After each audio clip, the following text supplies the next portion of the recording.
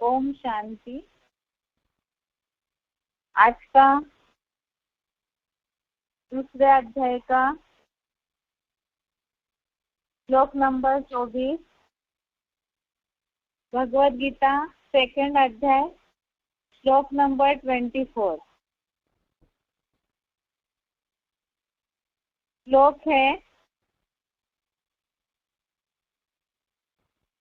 अच्छेद्येयम् अधाह्योऽयम् अक्लेद्य शोष एव च नित्यः सर्वगतः स्थाणुः अचलोऽयं सनातन।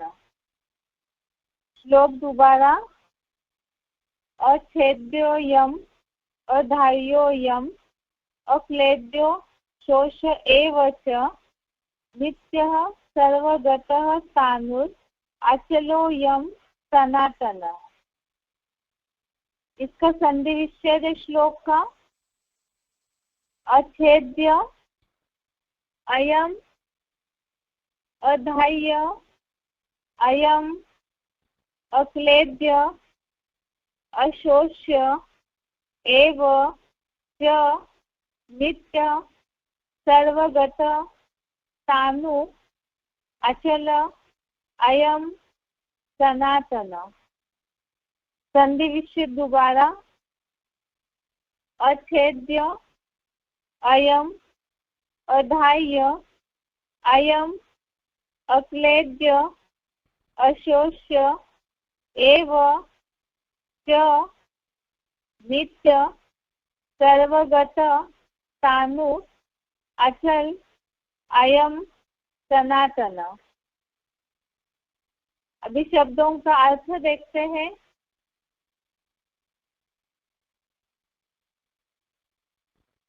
अयम छेद्यो अर्थात यह अकाट्य है। अयम धाह्य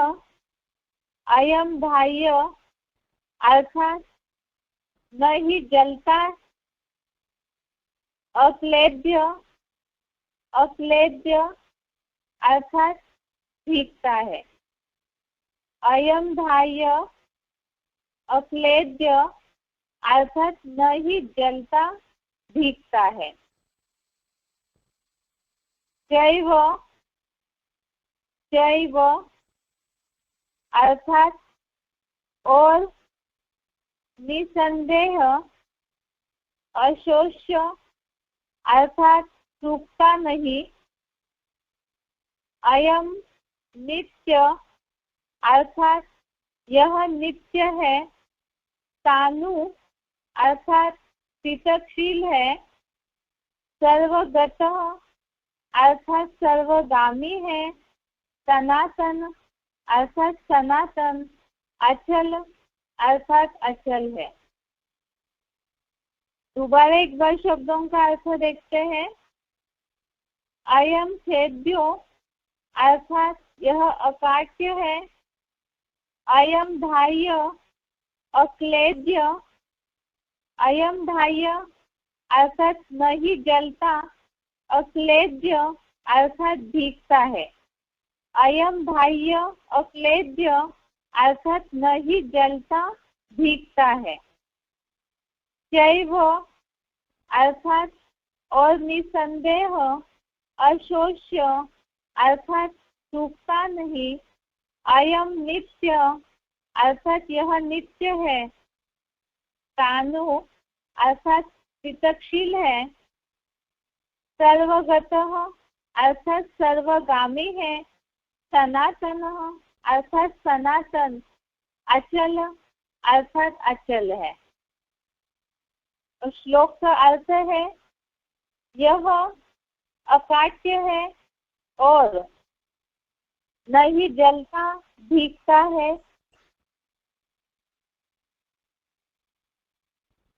और निसंदेह सूखता नहीं। यह नित्य है। स्थितशील है। सर्वगामी है। सनातन और अचल है।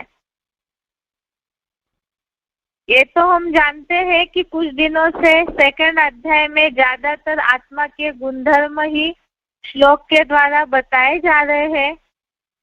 जैसे कल के श्लोक में हमने देखा था कि इस आत्मा को शस्त्र नहीं काटते, अग्नि नहीं जलाती, इसको हवा नहीं सुखाती, जल नहीं भिगोता। तो इसी तरह से यहाँ पर भी इससे ही सिमिलर श्लोक है आज का। इसमें यही बात बताई कि यह आत्मा अकाट्य है, क्योंकि वो सूक्ष्म ज्योति बिंदु है, इसलिए उसे कोई काट नहीं सकता है। और न ही वो जलता या भीगता है, क्योंकि सूक्ष्म है। और निसंदेह सूखता भी नहीं है, नित्य है अर्थात सदैव रहने वाली है, स्थितशील अर्थात स्थिर है, सर्वगामी है अर्थात सर्वत्र विचरण कर सकती है, और सब जगह पहुंचने वाला है, सर्वगामी अर्थात सनातन है अर्थात शाश्वत है, सनातन है और अचल भी है। एक बार इसे क्लैरिफिकेशन सहित देखते हैं अर्थ को। यह आत्म ज्योति बिंदु सदा अकाट्य है और अग्नि जल द्वारा कभी नहीं जलता भीगता है, और निसंदेह गर्म हवा से कभी सूखता नहीं। यह नित्य अविनाशी है, स्थितशील है, मन बुद्धि जैसी अदर्शनीय शक्ति होने से त्रिलोक में सर्वगामी है, सनातन और अचल है। सबसे पहली बात आई है कि यह आत्म ज्योति बिंदु सदा अकाट्य है। अकाट्य के लिए संस्कृत शब्द आया है अछेद्य। अछेद्य अर्थात ही अकाट्य, अर्थात आत्मा काटी नहीं जा सकती। इसलिए नहीं काटी जा सकती क्योंकि बहुत ही सूक्ष्म ज्योति बिंदु है। पहले कुछ श्लोकों में हमने देखा है कि आत्मा अनुरूप है, सूक्ष्म ज्योति बिंदु है, और वो बिंदु होने के कारण एकदम छोटा सा, वो काटा नहीं जा सकता है, कोई भी अस्त्र शस्त्रों से, कोई भी चीज से छेद नहीं किया जा सकता है। अर्थात कोई भी भौतिक चीजों का आत्मा सूक्ष्म होने के कारण, प्रकृति से अलग होने के कारण उस पर असर नहीं होता है। और साथ में ही कल के श्लोक में भी देखा, आज भी ऐसे ही समान श्लोक है कि 5 तत्वों से रिलेटेड जो 5 तत्व है अर्थात अग्नि, जल, इनका भी आत्मा पे असर नहीं होता। अर्थात अग्नि के द्वारा नहीं आत्मा जल सकती है, नहीं वो पानी के द्वारा, जल द्वारा भीगती है। निसंदेह अर्थात इसमें कोई डाउट नहीं है कि गर्म हवा से कभी सूखता भी नहीं है, क्योंकि सूक्ष्म ज्योति बिंदु है। यह नित्य है अर्थात अविनाशी है, स्थितशील अर्थात स्थिर है। जैसे स्टेबल बोला तो ऐसे स्थिर है, और मन बुद्धि जैसी अदर्शनीय शक्ति होने से। आत्मा के गुणधर्म के बारे में हमने देखा है कि आत्मा जैसे अनुरूप है, अति सूक्ष्म है। जैसे हवा दिखाई नहीं देती, वैसे आत्मा को इन चर्म चक्षुओं से, भौतिक शरीर जो 5 तत्वों का मिला हुआ है, उनकी आंखों के द्वारा आत्मा को देख नहीं सकते हैं। तो यह अदर्शनीय शक्ति है, और ऐसी अदर्शनीय सूक्ष्म शक्ति होने के कारण ही वो त्रिलोक में मन बुद्धि के द्वारा सब जगह पहुंचने वाला है, सर्वगामी है। अर्थात मन बुद्धि की जो सूक्ष्म शक्ति है, अदर्शनीय शक्ति है, उसके द्वारा वो सब जगह पहुंचने वाला है। और साथ में सनातन, इसके कुछ पहले श्लोकों में सनातन के लिए संस्कृत शब्द था शाश्वत। तो इस तरह से वो आदि है, सनातन है, पुरातन है, और साथ में अचल भी है। अर्थात उसे कोई हिला भी नहीं सकता है और अचल है। इस हिसाब से यह आत्मा के गुणधर्म बताए हैं कल के श्लोक में कल के श्लोक में भी हमने देखा, इसी तरह से अकाट्य अर्थात शस्त्र नहीं काटते और 5 तत्वों का भी कोई असर नहीं होता, जिसके लिए कल श्लोक हमने देखा कि चतुर्युग में जो महाविनाश होता है, चतुर्युग के अंत में, चतुर्युगी पूर्व यहाँ शब्द आया है, उस महाविनाश में 5 तत्व जो महाभयंकर रूप धारण करेंगे, प्राकृतिक आपदाएं हो चाहे एटॉमिक विस्फोट के द्वारा जो महाविनाश होता है, तो उस समय भी आत्मा अति सूक्ष्म होने के कारण आत्मा के ऊपर कोई भी बात का असर नहीं होता है। तो ये तो श्लोक के हिसाब से इसका अर्थ हो गया, जिसे आत्मा के गुणधर्मों के हिसाब से इस श्लोक को याद रख सकते हैं। दूसरी बात, यहाँ जैसे बात आई है, मन बुद्धि जैसी अदर्शनीय शक्ति होने से त्रिलोक में सर्वगामी है, अर्थात सब जगह पहुंचने वाला है। तो पुरुषार्थी जीवन में यदि हम इसे लागू करना चाहते हैं, तो जैसे शिव बाबा मुरलियों में बोलते हैं कि शरीर को तो कोई भी बांध सकता है, लेकिन मन बुद्धि को कोई बांध नहीं सकता है। जैसे बांधेली माताएं हैं, तो शरीर से न भी पहुंच पाए सेवा के लिए चाहे शिव बाबा के पास, लेकिन मन बुद्धि, मनोबल, मन संकल्प शक्ति है, बोला है शक्ति है, तो उसमें ताकत है। तो इस मनोबल को बुद्धि के बल का प्रयोग करके, मन बुद्धि को तो कोई बांध नहीं सकता है, वो निर्बंधन है, और मन बुद्धि कहाँ पहुंच रही है इसे तो कोई समझ भी नहीं पाएगा। तो उसके द्वारा मन बुद्धि की शक्ति को उपयोग करके निर्बंधन होकर के अपना पुरुषार्थ कर सकते हैं। अर्थात मन बुद्धि से सदैव शिव बाबा को याद करके मनसा सेवा की पावर को अपने पुरुषार्थ को आगे बढ़ा सकते हैं। इसके साथ साथ ही यहाँ पुरुषार्थ तो, शरीर तो 5 तत्वों का मिला हुआ है पुरुषार्थ के लिए, लेकिन मुख्य पुरुषार्थ यहाँ पढ़ाई तो सारी आत्मा की है, तो इसीलिए आत्मा को शक्तिशाली बनाना है और मन बुद्धि को ही यहाँ त्रिलोक में सर्वगामी है बताया। तो जैसे शिव बाबा भी त्रिकालदर्शी पने का ज्ञान देते हैं, तो मनोबल, मन बुद्धि की पावर अगर बढ़ जाती है तो उस द्वारा सब जगह पहुंचने वाला है, अर्थात मनसा सेवा की ताकत को इसके द्वारा बढ़ा सकते हैं।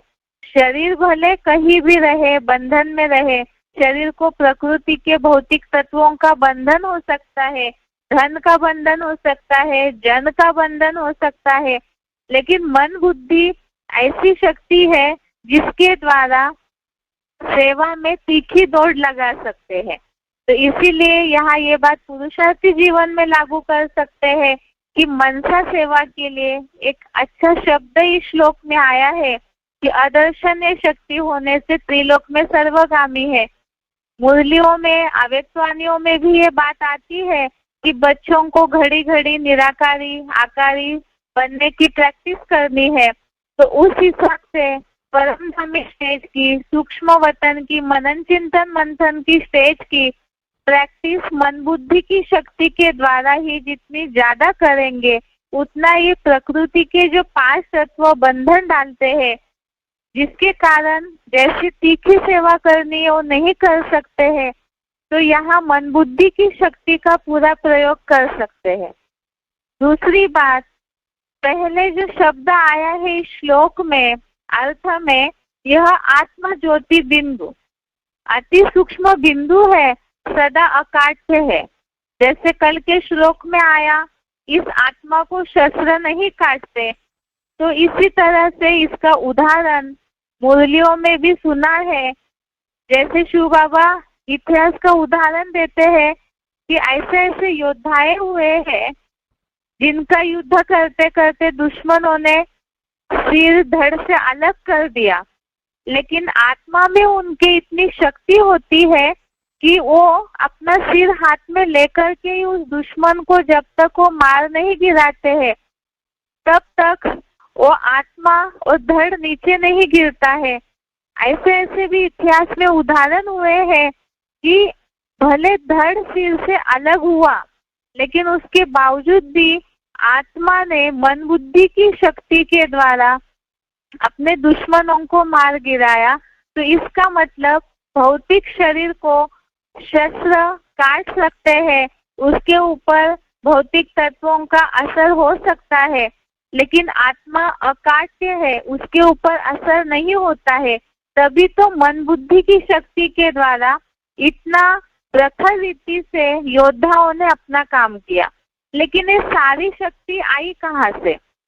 जैसे पहले भी इस बात का उल्लेख किया कि श्लोक में कई जगह ये शब्द आया है आत्मा का गुणधर्म बताते हुए कि तू शोक करने योग्य नहीं है। नानु शोषितुम अर्हसि, शोक करने योग्य नहीं है, ऐसे बार बार भगवान अर्जुन को समझा रहे हैं। इस बात को समझाते हुए कि आत्मा के ऊपर भौतिक तत्वों का असर नहीं होता है और महाविनाश के समय भी आत्मा को कोई नुकसान नहीं पहुंचा सकता है। उसको शस्त्र नहीं काटते, 5 तत्वों की हवा नहीं सुखाती, अग्नि नहीं जलाती है। अर्थात यहाँ ही संगम युग में, यहाँ तो श्लोक में इस तरह से आत्मा का गुणधर्म बताया है और मूल्यों के आधार से जो हमें शिव बाबा आत्मिक स्थिति का पाठ पक्का करने के लिए बोल रहे हैं।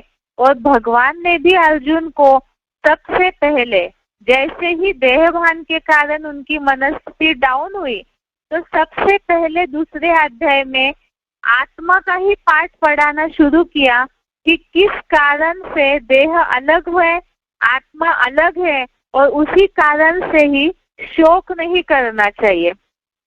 तो यहाँ पुरुषार्थी जीवन में ये जो श्लोक है, इससे इस बात को सीख सकते हैं कि आत्मिक स्थिति का जितना अभ्यास यहाँ संगम युग में करेंगे तो उतना ही शरीर भी शक्तिशाली होंगे। तभी तो योद्धाओं ने इतिहास में ऐसे ऐसे करामत करके दिखाई है। अर्थात आत्मा शक्तिशाली है तो उसी आधार पे शरीर जो है उसके ऊपर असर होता है और वो शक्ति यहाँ संगम युग में ही भरनी है। इसीलिए ही इस श्लोक में यहाँ ये बात आई है। यहाँ तो आत्मा जो ज्योति बिंदु है, मूल रूप में पॉइंट ऑफ लाइट है, तो उसका गुणधर्म जब वो प्रकृति से अलग होती है तो उसका गुणधर्म यहाँ बताया गया है कि आत्मा अकाट्य है, 5 तत्वों का उसके ऊपर असर नहीं होता है। तो मूल रूप में आत्मा इतनी शक्तिशाली है, लेकिन 5 तत्वों के सत्व स्तंभ का असर होकर के जैसे वो शरीर के तत्वों से संग के रंग में आती है तब उसकी अवस्था ऊपर नीचे हो जाती है। लेकिन मूल रूप में आत्मा इतनी शक्तिशाली है कि तीनों लोक में सब जगह पहुंच सकती है। तो इसीलिए प्रकृति के तत्वों के पिंजड़े में आने के बावजूद भी आत्मिक स्थिति के स्वधर्म में अगर मन बुद्धि की एकाग्रता के द्वारा टिकते हैं तो उसके कारण प्रकृति जीत बन सकते हैं।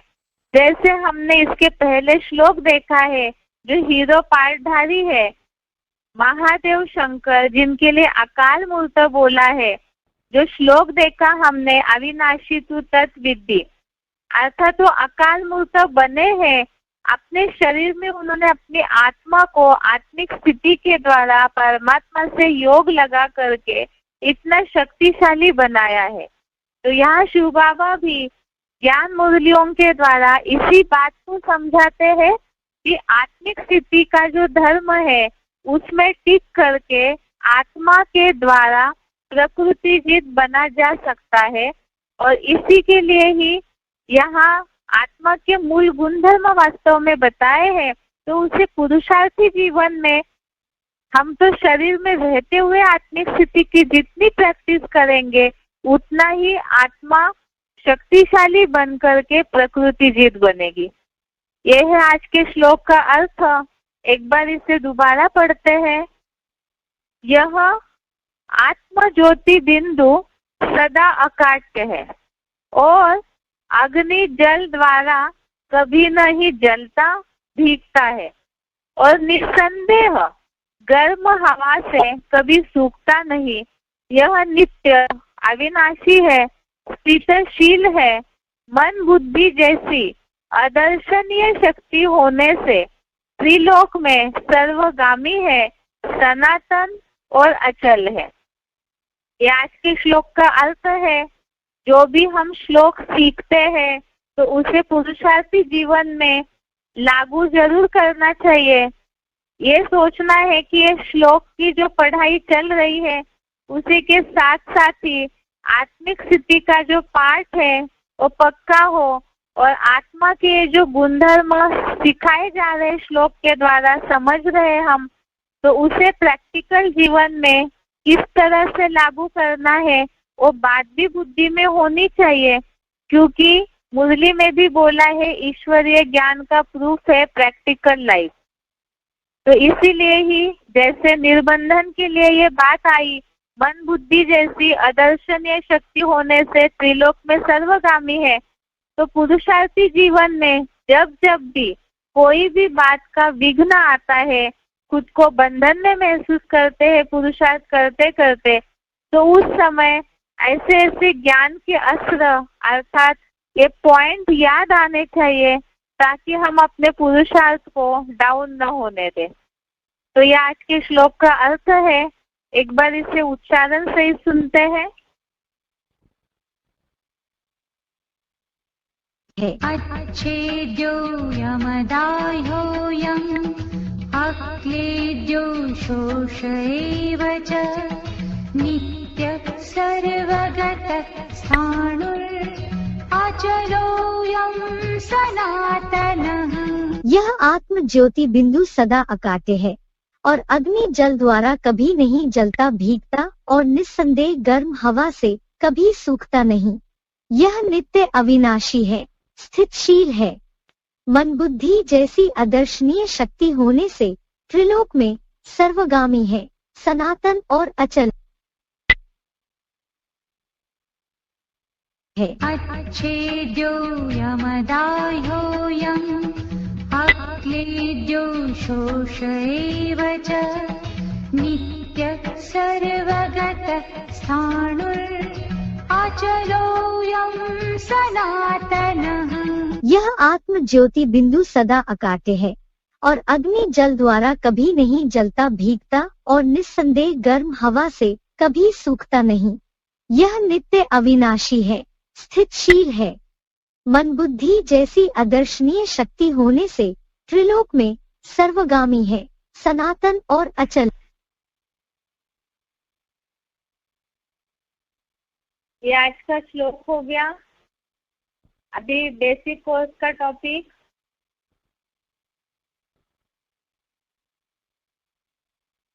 बेसिक कोर्स में हम समझ रहे थे कि स्वस्थिति का अभ्यास क्यों करना है, और स्वस्थिति का अभ्यास इसलिए करना है क्योंकि देह का जो धर्म है परधर्म वो दुखदायी है, इसीलिए स्वस्थिति का अभ्यास करना है। और स्वस्थिति के अभ्यास में सबसे पहले है मन बुद्धि को नियंत्रण में रखना, कंट्रोल में रखना, जिससे उसकी शक्ति बढ़े। और उसे करने के लिए क्या स्टेप है, क्या पुरुषार्थ करना चाहिए, इसे जिज्ञासुओं को समझाना है। क्योंकि आज दुनिया में लोग बहुत सारे योगास करते हैं, प्राणायाम वगैरह करते हैं, हठ योग करते हैं, लेकिन यहाँ बात है कि सन्यासियों की तरह यहाँ कर्म सन्यासी तो बनना नहीं है। सब कुछ छोड़ करके जंगल में जाने की भी आवश्यकता नहीं है, क्योंकि गीता के आधार से हम जो ये आत्मा का पार्ट समझ रहे हैं, समझा रहे हैं जिज्ञासुओं को, तो उसमें सबसे पहली बात है भगवान ने अर्जुन को, गृहस्थी अर्जुन को ज्ञान दिया है। तो सब कुछ करते हुए भी स्वस्थिति का अभ्यास कैसे करना है, इसे हम कल श्लोक के आधार से समझ रहे थे, जिसमें सबसे पहले देखा कि स्वस्थिति के अभ्यास में मन जो है वायु की तरह बुद्धि को हर लेता है। तो इसके लिए क्या करना जरूरी है, जब मन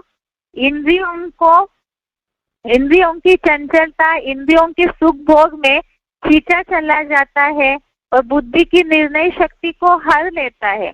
तो उसके लिए क्या करना चाहिए?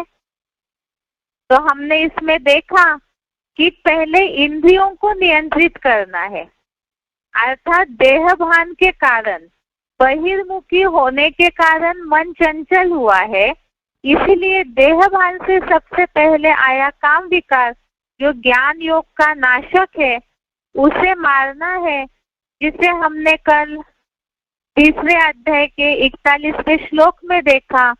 अध्याय 3 श्लोक नंबर 41, इंद्रियों को पहले नियंत्रित करना है, जिसमें पहले देखा काम विकार को मार दे, जो ज्ञान योग का नाशक है।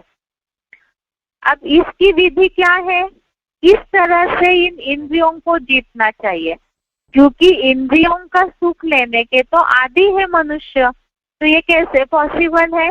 जिसके लिए उदाहरण दिया है दूसरे अध्याय का 58वां श्लोक, अध्याय 2 श्लोक नंबर 58। इसमें उदाहरण देखा हमने कछुए का।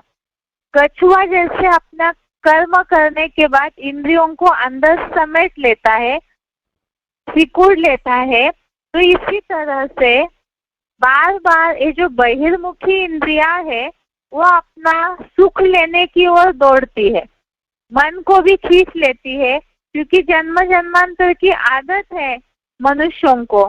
तो इसीलिए ही बताया अंतर्मुखी होने की प्रैक्टिस करने की सबसे पहली विधि है कि ये जो इंद्रियां है, रूप रस गंध, अर्थात आंखें कहीं देखने में डूबती है, जीभ कहीं रस लेने में डूबती है, और कुछ गंध लेने में डूबते हैं, तो ये जो ज्ञानेंद्रिया कहीं ना कहीं अपना विषय भोग लेने में, अर्थात इंद्रियों का सुख लेने में दौड़ती है, तो इसे अपने अंदर समेटने की कोशिश करनी है।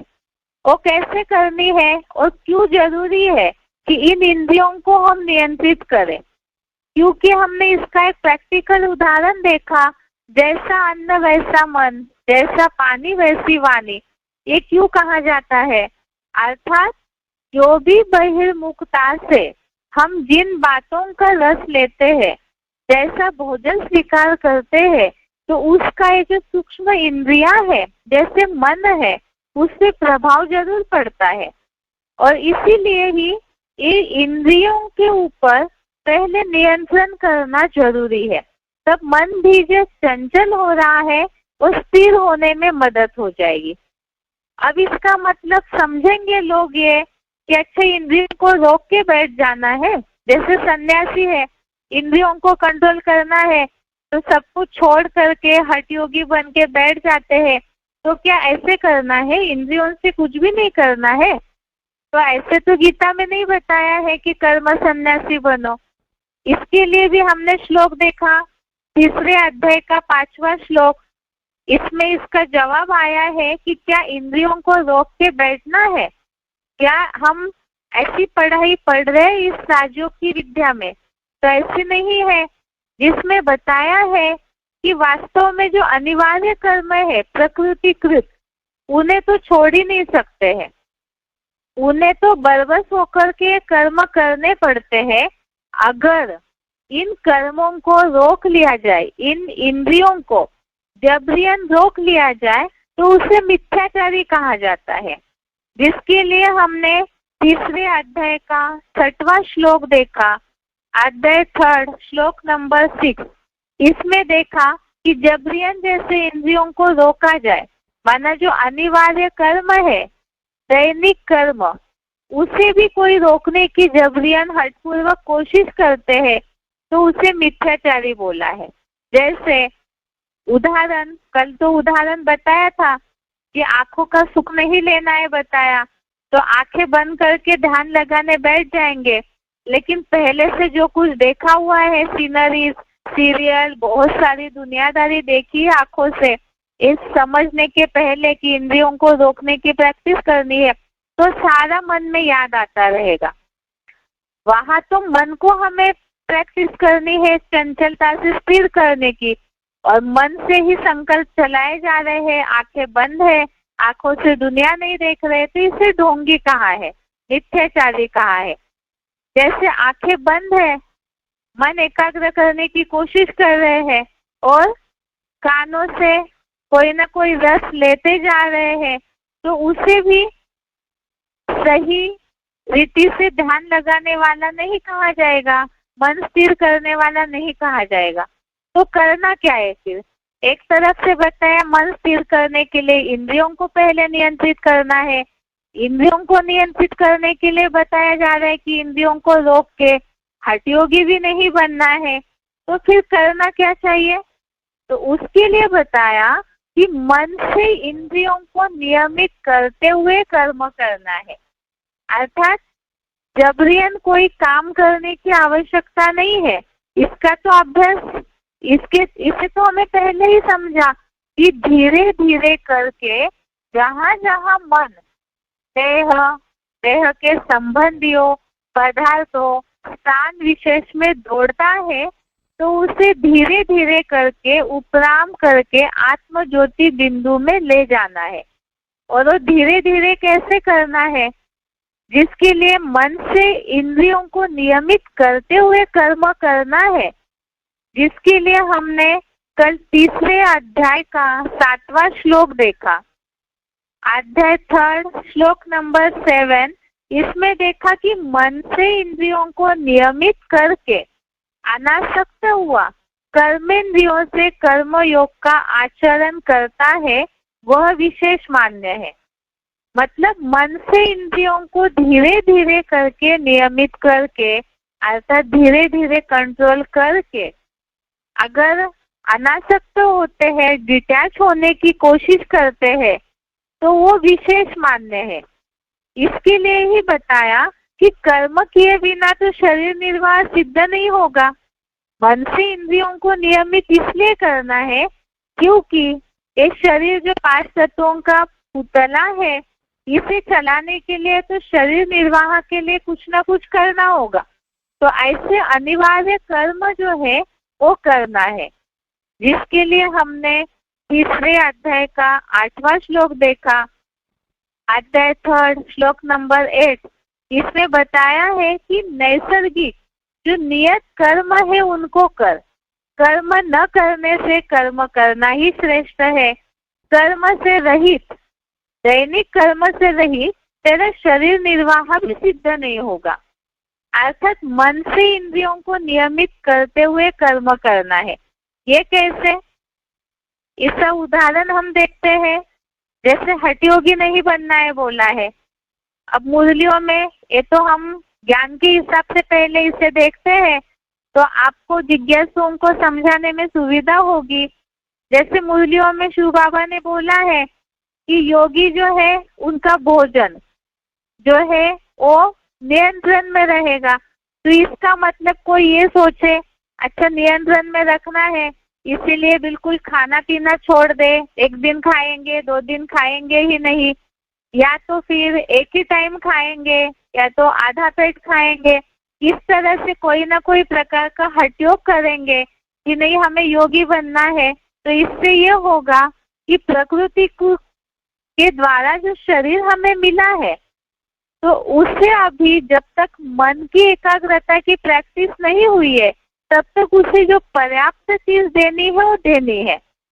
हाँ, यहाँ ये बात देखी जा रही है कि एकदम आसक्त होकर के शरीर के भोजन के लिए, जीभ का रस लेने के लिए जो एक्स्ट्रा किया जाता है वो नहीं होना चाहिए, बैलेंस में होना चाहिए। और अब बैलेंस कैसे हो, खान पान का बैलेंस कैसे हो, इसके लिए मुरलियों में श्रीमत दी है शिव बाबा ने कि ब्राह्मणों का जो भोजन है वो दाल चावल आलू है, रोटी है, या तो कढ़ी चावल बोला है जगन्नाथ का भंडारा।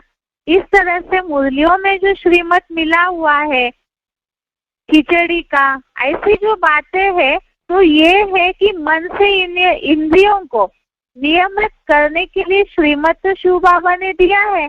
तो उस आधार से प्रैक्टिस करेंगे तो धीरे धीरे जीभ जो है अपना रस लेना स्वतः ही कम करने लगेगी। तो इसे बोला है कि नियत किए हुए कर्मों को कर।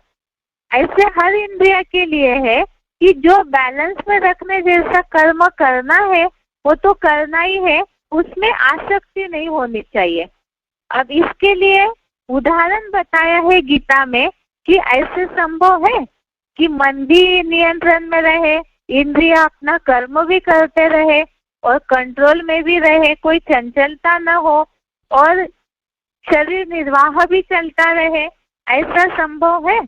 तो ये संभव है, जिसके लिए गीता में श्लोक बताया है कि ऐसे योगी है जो इंद्रियों से कर्म करते हुए भी कुछ नहीं करता है, जिसके लिए हमने कल गीता का 5वें अध्याय का 8वां और 9वां श्लोक देखा, अध्याय 5 श्लोक नंबर 8, 9।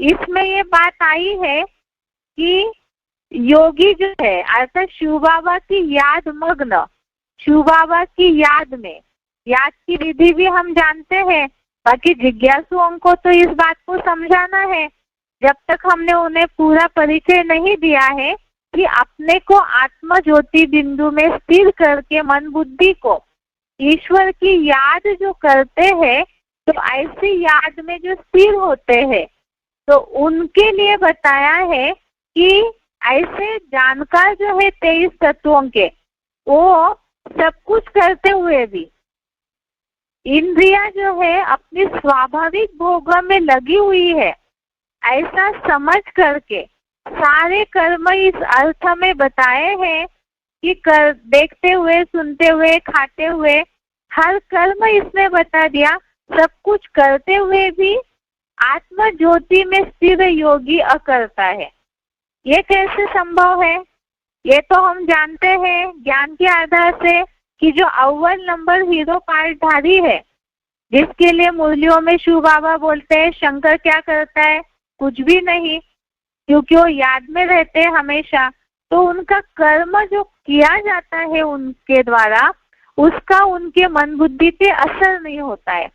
तो जब अव्वल नंबर इस तरह से अपनी अवस्था बना लेते हैं, तो और भी नंबरवार पुरुषार्थी इस तरह का पुरुषार्थ कर सकते हैं कि इंद्रियों से कर्म करते हुए भी इंद्रियों का विषय भोग उनको न खींचे, अर्थात मन बुद्धि जितना आत्म ज्योति बिंदु में उद्धरित अर्थात ऊपर चढ़ती रहेगी, तो इंद्रिया अपने सुख में मन को खींचेगी नहीं।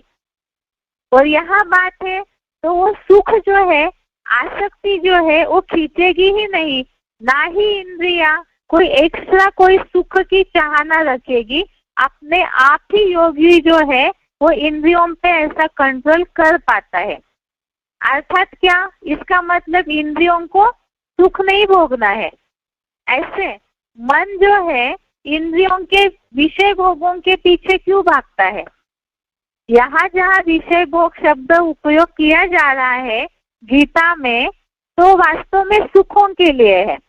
माना मन जो है इंद्रियों के पीछे क्यों भागता है? सुख की चाह में। आंखों को कुछ अच्छा चाहिए तो मन दौड़ता है, इच्छा होती है, मन में संकल्प आते हैं कि कुछ अच्छी सीनरी देखे, कानों से कुछ अच्छा सुने, जीभ से कुछ अच्छा स्वाद ले। और गीता में खास तो बताया हुआ है कि इच्छा है, कामना है, और विकारी भोग भोगने की जो कामना है, उस भाव से ही ज्यादातर गीता में सबसे पहले बताया है। तो मन जो है इंद्रियों के पीछे क्यों भागता है? सुख के लिए। अब ये संभव है कि भगवान की याद में ऐसे कंट्रोल करके अनासक्त अर्थात डिटैच अवस्था का अनुभव कर सकते हैं। जिज्ञासु इस बात को जरूर पूछेंगे कि आज की दुनिया में जिस तरह से सब इंद्रिया सुखों के पीछे भाग रहे हैं, इसमें ही रेस होती है। ये तो हम दुनिया में जानते हैं कि लोग आज भौतिक साधनों के पीछे इतने लगे हुए हैं। जो 16वें अध्याय में भी इस बात का उल्लेख आया है कि किसी के पास कोई सुख का साधन है तो देख करके ही मनुष्यों को इच्छा होती है उनके पास है तो हमें भी चाहिए ये। इस तरह की बातों में ही मनुष्य आज दौड़ रहा है, रेस कर रहा है। तो ऐसे समय में जिज्ञासु जो ज्ञान समझेंगे, ज्यादातर तो यही सोचते हैं कि जीवन तो है ही सुख भोगने के लिए, जब तक जीना है तब तक आराम से रहना है, सुख भोगना है, ये सब, इन सब बातों में इतना क्यों समय गंवाना है। तो इसीलिए ज्यादातर जिज्ञासु या ज्यादातर दुनिया में जिनको भी हम ज्ञान सुनाते हैं वो कोई भी ज्ञान सुनना क्यों नहीं चाहते।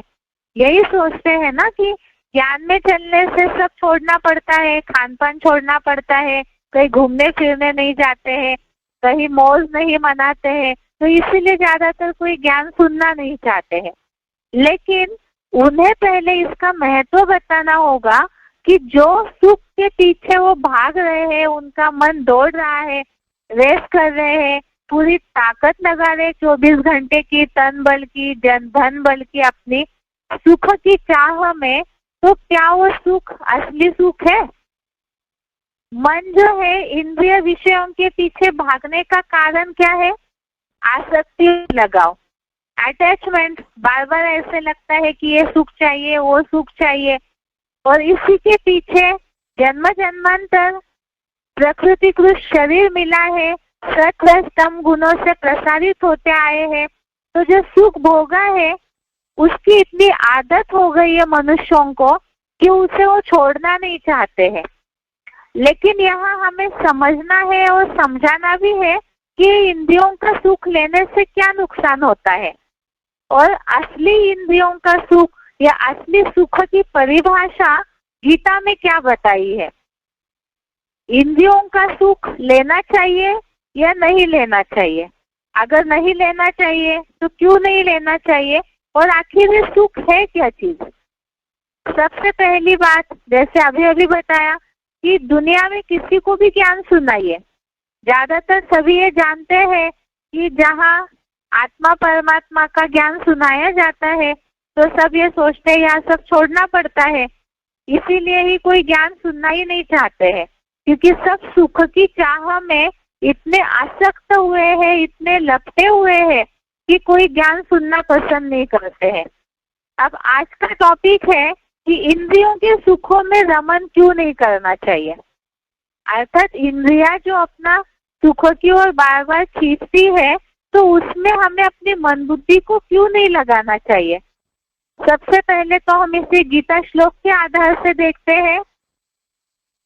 5वें अध्याय का 22वां श्लोक, अध्याय 5 श्लोक नंबर 22। आप लोग भी श्लोक को देखिए। एक श्लोक है, एहि संस्पर्शजा भोगा दुख योनय एवते आद्यन्तवन्तः कौन्तेय न तेषु रमते बुध।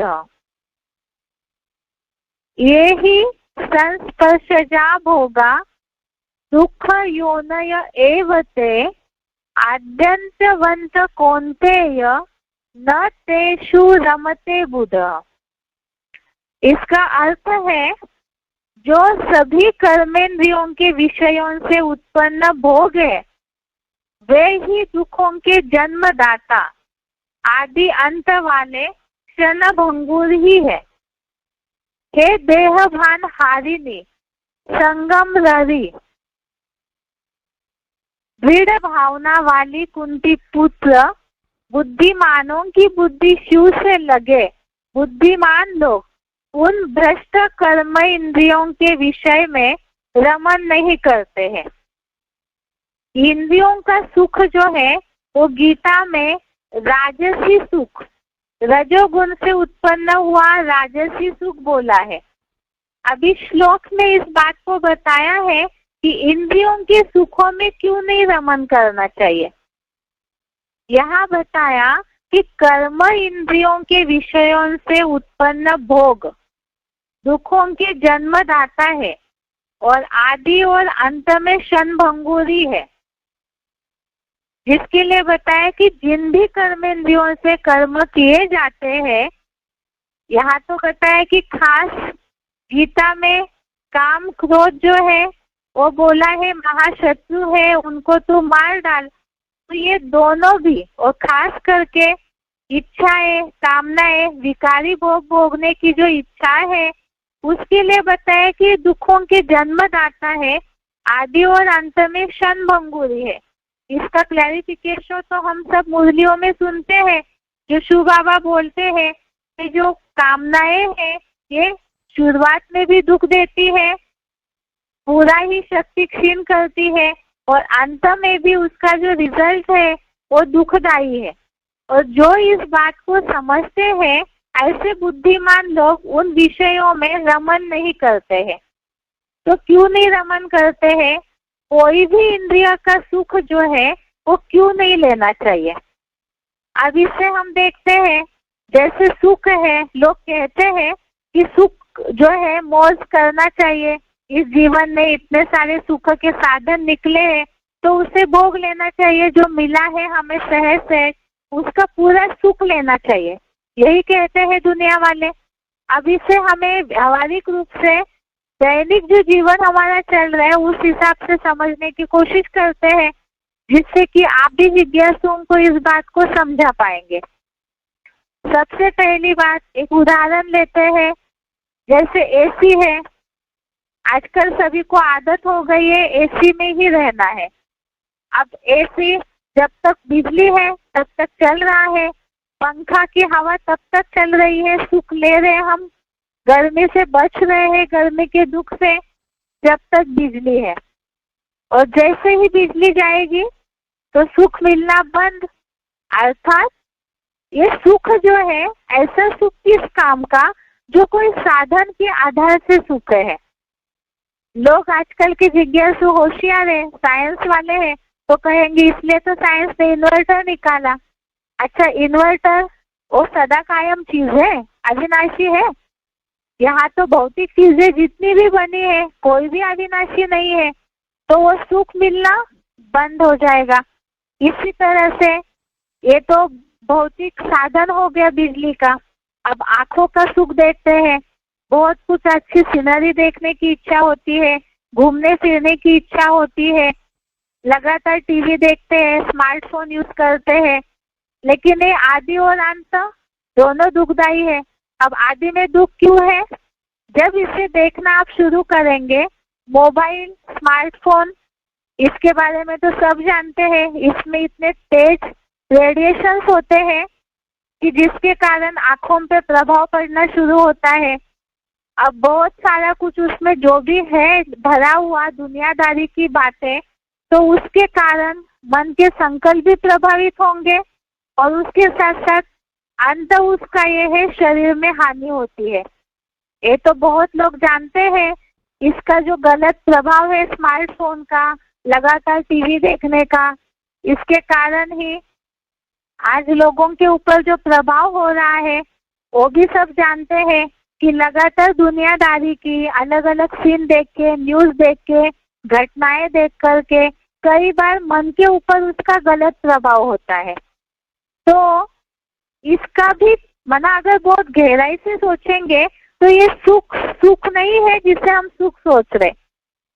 अच्छा, और उदाहरण लेते हैं, जैसे जीभ का सुख है, किसी को मीठा बहुत पसंद है, तो पसंद है, सुख मिल रहा है, तो क्या लगातार कोई 24 घंटा मिठाई खाता रहेगा? सुख है तो उसे लगातार ले।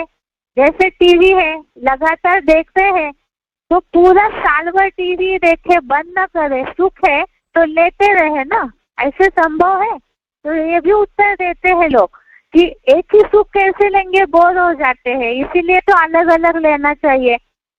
तो ठीक है, कोई भी इंद्रिय का सुख लेते रहेंगे तो कितनी देर लेंगे, कभी ना कभी उससे थक जाते हैं। जब सुख है तो उससे थकना नहीं चाहिए, उसका जो गलत प्रभाव होता है तो उससे मन दुखी नहीं होना चाहिए। इसका मतलब इस भौतिक दुनिया में, इस कलयुगी दुनिया में जो सुख मिल रहा है ये मृग तृष्णा वाला सुख है। कैसे? जैसे रेगिस्तान में रेत जो है दूर से देखेंगे तो चमकती है, ऐसे लगेगा जैसे पानी है।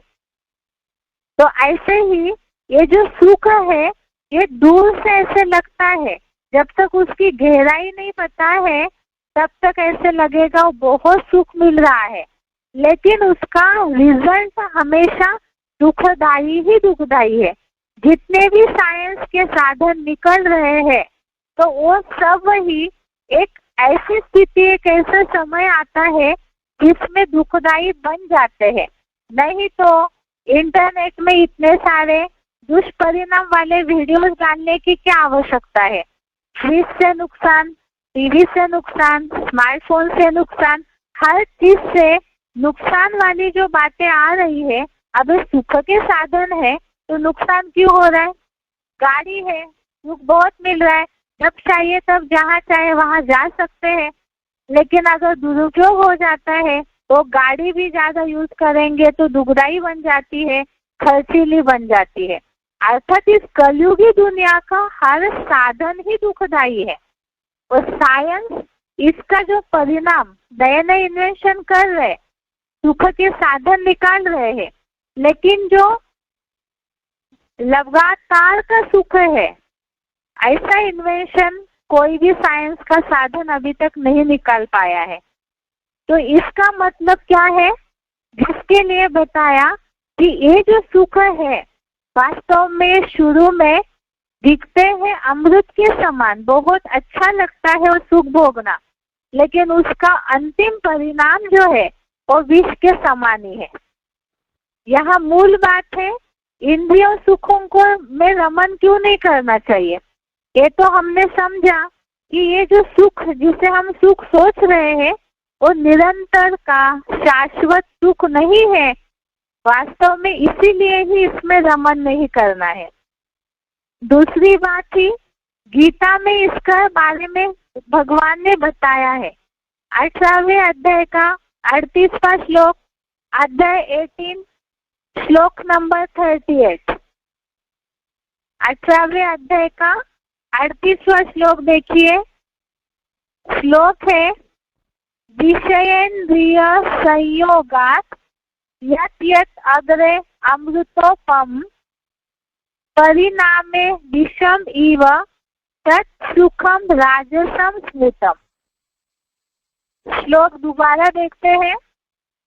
विषयेन्द्रिय संयोगात् यत् तत् अग्रे अमृतोपमं परिणामे विषम इव तत् सुखम राजसम स्मृतम। 18वें अध्याय का 38वां श्लोक है। इसका अर्थ है, जो मायावी सुख शुरू में विषयेंद्रियों के संयोग से क्षणभंगुर होते भी ऐसे भासे कि अमृत के समान लगे, किंतु परिणाम में विष की सीमाहीन मृत्यु दुख जैसा ही अनुभव हो, उस सुख को द्वापर आदि से कलयुग मध्य तक राजसी माना गया है। अर्थात यहाँ खास बताया है, जो विकारी भोग भोगने की इच्छाएं है उस भाव से इसका अर्थ बताया है कि मायावी सुख। सबसे पहला मायावी सुख क्या है, विषयेंद्रियों का सुख, जो शुरू में सुख तो लगता है, अमृत के समान तो लगता है, लेकिन वो क्षणभंगुर है, उसका परिणाम जो है विष के समान ही होता है। इसीलिए ये राजसी सुख बोला हुआ है। ऐसे ही इस कलयुग के जो भी सुख है वो शुरू में ऐसे लगेगा कि वो बहुत सुखदायी है, लेकिन वास्तव में ही वो दुखदायी है और शुरू में अमृत के समान अच्छे लगेंगे, परिणाम विष समान ही होता है। जैसे और उदाहरण देखते हैं, दुनिया में लोगों को आज कुछ न कुछ व्यसनों की आदत हुई है। लोग इसे व्याख्या देते हैं कि इससे मेंटल टेंशन दूर होता है। जो भी व्यसन है, जैसे सिगरेट है, तंबाकू है, शराब है, तो ये सब के लिए भी तो वास्तव में मनुष्य सब जानते हैं कि व्यसनों का परिणाम तो अंत में मृत्यु ही है, लेकिन शुरू में अपना टेंशन गंवाने के लिए वो इन सब बातों का आधार लेते हैं। तो वास्तव में इसका परिणाम तो सबको पता है कि ये दुखदायी होते हैं। तो इसी तरह से जिज्ञासुओं को इन बातों का भी उदाहरण दे सकते हैं। अब यहाँ बात है कि इंद्रियों का सुख क्यों नहीं लेना चाहिए, क्यों नहीं रमन करना चाहिए, ये टॉपिक हम समझ रहे हैं। इसके लिए पहली बात तो हमने समझी कि ये शुरू में अमृत के समान है, अंत उसका विष के समान है। जैसे कोई शुगर पेशेंट है, उसको मीठा खाने की इच्छा है, वो खा तो लेते हैं लेकिन जानते हैं कि इसका परिणाम अंत में उन्हें ही कष्ट भोगना पड़ेगा। लेकिन जो समझदार होंगे, यहाँ जवाब दिया जा रहा है इंद्रिय सुखों में क्यों नहीं रमन करना चाहिए। तो मीठा खाने वाले जो जानते हैं कि ज्यादा मीठा खाने से, अतिरेक होने से शुगर हो सकता है, जिसका परिणाम शरीर को बहुत सारी बीमारियों का सामना करना पड़ेगा, तो जो समझदार है वो पहले से ही बैलेंस में रहेगा, अति का मीठा खाएगा नहीं, ये जानते हुए भी कि उसमें सुख मिल रहा है, उसके बावजूद भी वो बचेगा। शुरू में जैसे बताया था कि ये बीमारियां है, विषैले संकल्प, गलत गलत कर्म करने के संस्कार, ये आत्मा को लगी हुई बीमारियां है। और इसका उपाय डॉक्टर्स भी बताते हैं कि परहेज करना चाहिए, जितना परहेज करेंगे उतना बीमारियों से बचे रहेंगे।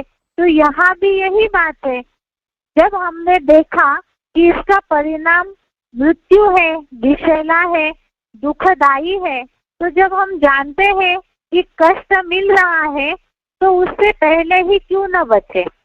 इसीलिए बताया इंद्रिय सुखों में रमन नहीं करना चाहिए। अब दूसरी बात, जहाँ जहाँ भी बताया कि इंद्रिय सुख की ओर खींचती है, जैसे बताया कि मृग तृष्णा के समान है, वो दौड़ते रहता है इच्छाओं के कारण। जैसे उदाहरण बताया कि चमकती हुई चीज हर सोना नहीं होती है, इसी तरह से यहाँ भी ये इंद्रियों के सुख जो है ये वास्तव में माया है। शुरू में बहुत चमक दिखेगी, लेकिन फिर पता चलता है कि अंत उसका रिजल्ट दुखदाई है। और इसे बहुत पहले ही तुलसीदास जी ने लिख करके रखा अपने ग्रंथों में, जो हम सब जानते हैं, मुरलियों में भी इस बात को सुना होगा। बोला हुआ है, गो गोचर जहाँ लगी मन जाई, सो सब माया जाने हूँ भाई। ये जो इंद्रियों का सुख है, जो चमकता है, खींचता है अपनी ओर, वास्तव में वो सोने के समान सुखदायी नहीं है। अर्थात इतना जो चमक दिख रही है शुरू में, तो उतनी चमक उसकी बाद में रहती नहीं है। इसीलिए ही तुलसीदास जी ने भी लिख के रखा कि गो गोचर जहाँ लगी मन जाई, तो सब माया जाने हूँ भाई।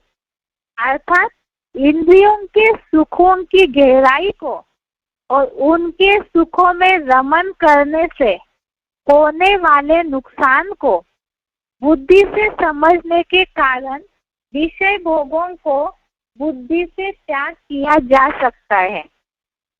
अभी कैसे संभव है कि इस तरह से ये सुख, माने इंद्रियों के सुख जो है वो हट सकते हैं।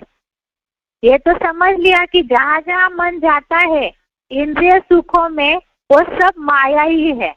अर्थात तो खींचता है, चकमक चकमक दिखती है तो लगता है बहुत अच्छा है, बहुत सुख देने वाला है, लेकिन बाद में फिर उसका परिणाम तो दुखदायी होगा।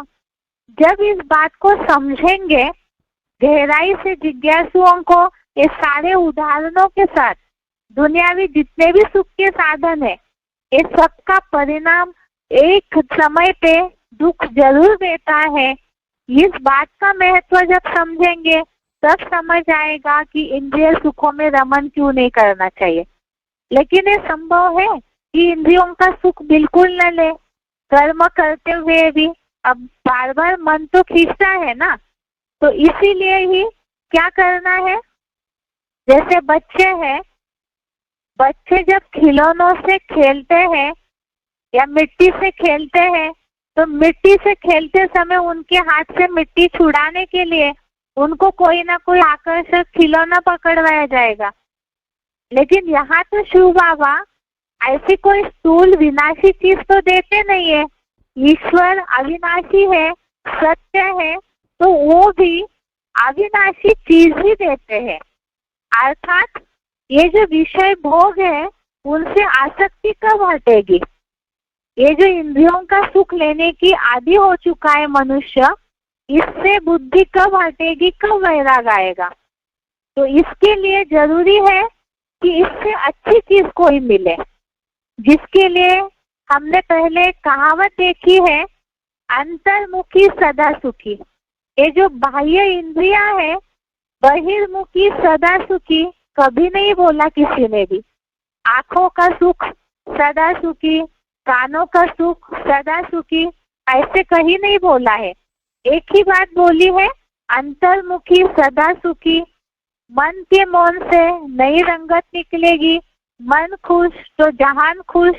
तो ये जो अंदरूनी इंद्रियां है, शक्तिशाली सूक्ष्म इंद्रियां, इनको इतना महत्व हर कहावत में पुराने जमाने के लोगों ने भी क्यों दिया है? मुरली की बात तो हम अभी समझ रहे, लेकिन पुरातन समय से ही लोग इस बात को जानते हैं। इसका कारण तो जरूर ऐसा अतीन्द्रिय सुख, जिसे भक्ति मार्ग में भी बोला है, अतीन्द्रिय सुख पूछना हो तो गोप गोपियों से पूछो।